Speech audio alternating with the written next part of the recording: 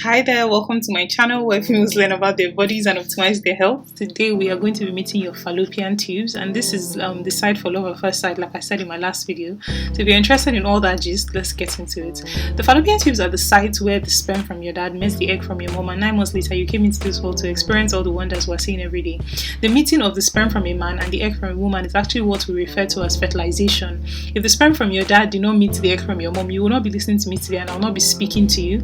And today this process is what we're going to be gisting about, and I'm also going to be telling you how you can use this information to save the life of the woman around you.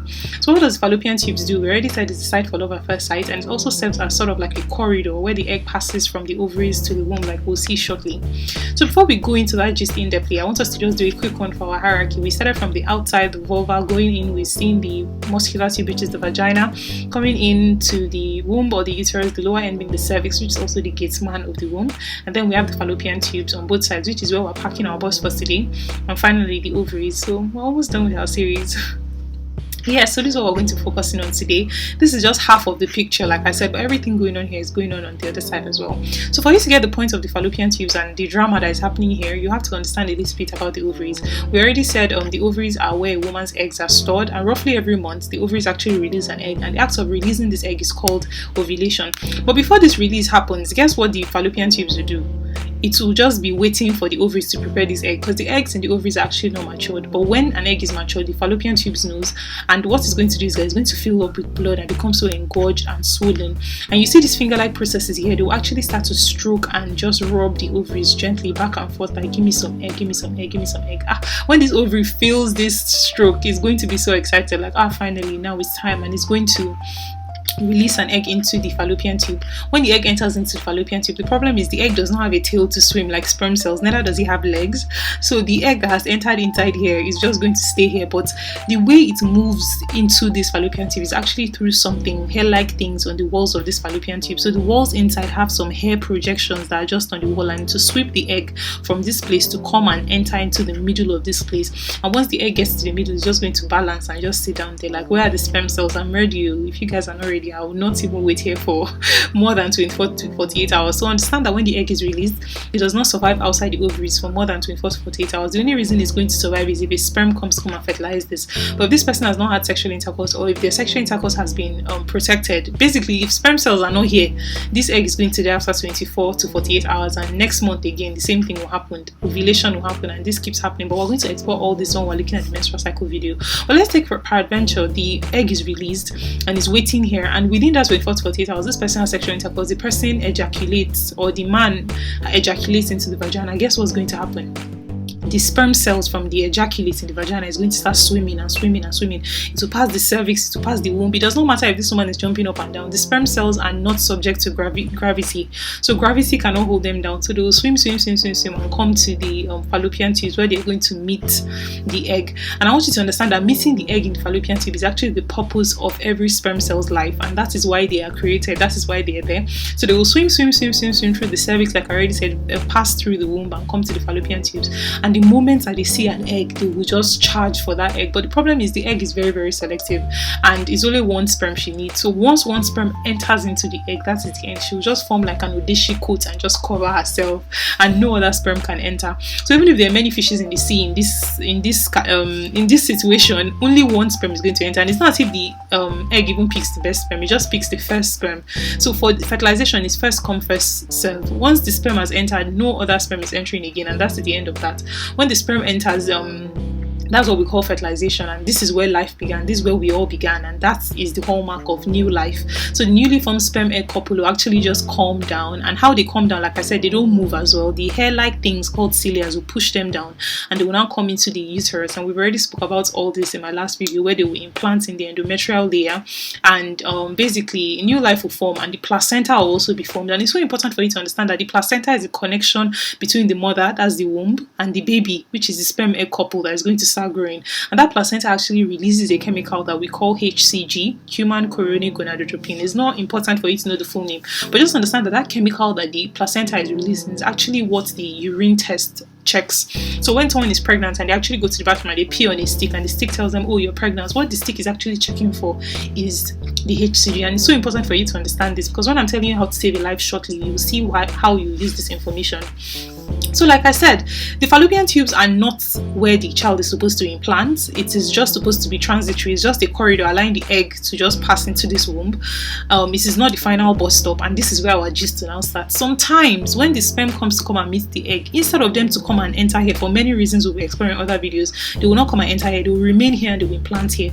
If you have the sperm egg couple implanting anywhere that is not in the womb, that is what we call ectopic pregnancy, and this is something that I'm going to be teaching you how to spot and how to get help immediately. The fallopian tube does not get ready for implantation. Go back and watch my last video. I spoke about how this womb actually gets thick. The fallopian tube does not do that. The fallopian tubes also does not have the strength of the womb to support a baby or support new life. So if implantation takes place in this fallopian tube, I said it's called ectopic pregnancy, and the baby is going to start growing here. The placenta is going to be formed. The HCG, which is the chemical I told you the placenta released, is going to be released in the body as well. But once this baby grows to like 3-4 weeks, since the fallopian tube is not as strong as the womb, it's going to rupture, and once it ruptures, that is a medical emergency, and that is not something I wish on anyone, and it is avoidable. And like I said, I'm going to be telling you how to avoid it. And once it ruptures, like I said, it's not something anybody wants, and it can actually lead to the death of that woman very, very fast, except she gets immediate medical attention. So since you understand how this whole thing I've been gisting you works, you know that a pregnancy test alone is not enough for you to start celebrating or planning maternity shoot and the rest, especially if the pregnancy test is a urine pregnancy test, because the urine pregnancy test checks the chemical coming from the placenta. It doesn't tell you where the placenta is, whether the placenta is in the fallopian tubes, wherever it is. If it's an ectopic pregnancy, it's still going to be releasing that HCG, like I told you, that's the chemical, and you're not going to be able to tell. So the moment you do a pregnancy test and you find out, oh, I'm positive, the next thing for you to do is to go to the hospital immediately. Before you start calling anybody to tell anybody, before you start booking maternity shoots, go to the hospital immediately. What will happen is that when you get to the hospital, other tests will be run to actually confirm that pregnancy. And one of the tests you're going to do is an ultrasound. And that ultrasound, someone will hold something and look inside, actually see where is this baby that is producing this HCG. Is it inside the womb or is it in the fallopian tube?